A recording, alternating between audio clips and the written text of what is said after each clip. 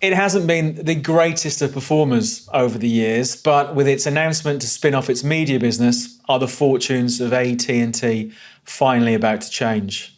I've got the chart here, picking up really on the 2016 highs for AT&T, where it was up almost at $44 a share.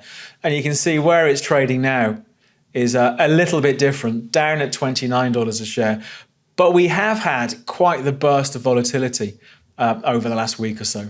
So the shares traded up near $34 a share, best levels since March of 2020, but gave up those gains really sharply and dropped back to 29, I think, all around this news for their media business. So as usual, in this video, I'll talk about what's been going on recently with AT&T shares, and we'll come back and look, well, are things going to change from a technical point of view? Does it look like the picture's changing?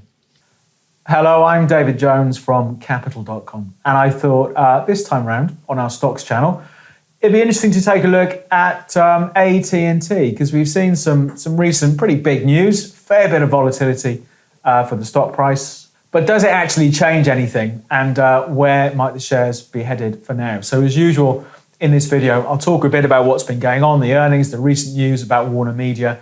Then we'll jump back onto the platform, look at the charts in a bit more detail, and see what the technicals say. If you're watching this and you haven't subscribed, if you could click on subscribe, it does help support the channel, and it means we can continue pushing out lots of content throughout the week on various different stocks.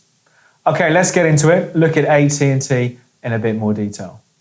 So just in case you didn't know, it's the world's largest telecommunications business, listed in the US, and it's got a market cap of about $200 billion, which makes it's about the 34th biggest company in the S&P 500. It enjoyed a great time in the 20th century. It had a virtually monopoly on telecom services in the USA. Of course, the world has changed quite a bit since then, and we're seeing that reflected in the share price. The latest earnings were good. The market was expecting earnings of about 78 cents a share. AT&T beat those earnings, coming in at 86 cents a share. So that, in theory, should have pleased the market. But their long-term performance is not that great, to say the least. If we look back over the last 5 years, for example, if you bought them back in 2016, where the share price is currently trading, they're down around 20%. For the year so far, very little change. Up slightly, but broadly unchanged year to date. So on the face of it, not the most exciting stock when you consider what other markets have been doing. They have been quite the underperformer. But big news in recent days. AT&T announced that it had agreed to spin off its media business, WarnerMedia, to Discovery. This does look like to be a sensible decision. Telecoms companies have really struggled to make money out of media. It seems it should be a good fit, but it hasn't really worked, and the CEO of AT&T is saying it can go back to focusing on its core business.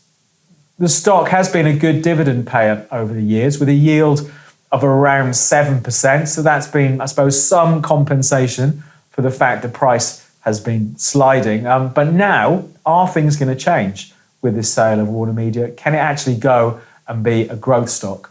Let's take a look at the levels to watch, then we'll jump onto the platform. So lots of volatility in recent days, punching as high as $33.90. It's given up those gains, and I think perhaps on the downside is where it could be interesting. Lots of support from a year ago, running from $26 to $27.80 more recently. But to put some color on these numbers, take a look at the trends and everything else. Let's have a look at the chart for AT&T. Let's start off with that long-term view again. So they've been paying a dividend yield of around 7%, but we have seen, you can see a fairly sizable slide in the stock from those 2016 highs.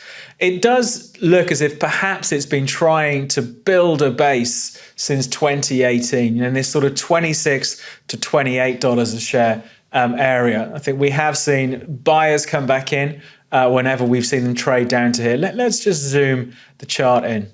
So here's the last couple of years for AT&T. So no real trend if we're looking at this sort of time zone. You could say it is broadly sideways, particularly if we take a look at what happened since March of last year. Of course, plenty of markets and individual stocks were hit hard February, March 2020 as the coronavirus pandemic really started to spread around the world. But plenty of them recovered as well. But this hasn't really been the case with AT&T. We had that burst of volatility more recently, spiking up towards 34, but sharply giving that up and dropping back below $30 for the stock. Looking at the RSI down here, fairly oversold on this sell-off. So again, some technical analysts may take the view, well, down at these levels, it's oversold. Perhaps it's gone far enough. So I think all we have to go on here, it is oversold. So perhaps in the short term, we could see something of a spring back, some analysts may feel, because of this oversold situation.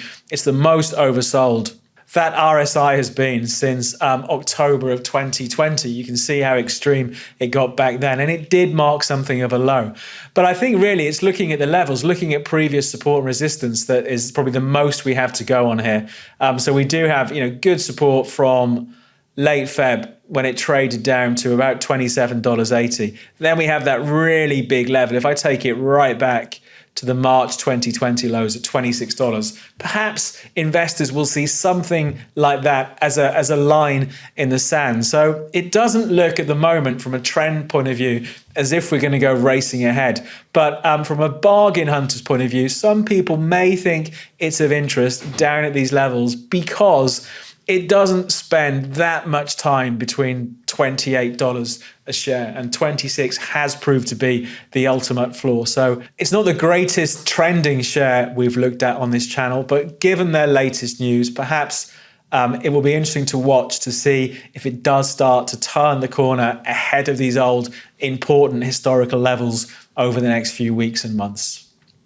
That's it for the update on AT&T. We'll come back to it and see how things fare after this announcement to sell off WarnerMedia. But for now, from me, David Jones and Capital.com, we'll leave things there. Good luck with your investing and trading. For more trading videos just like this, please subscribe to our channel.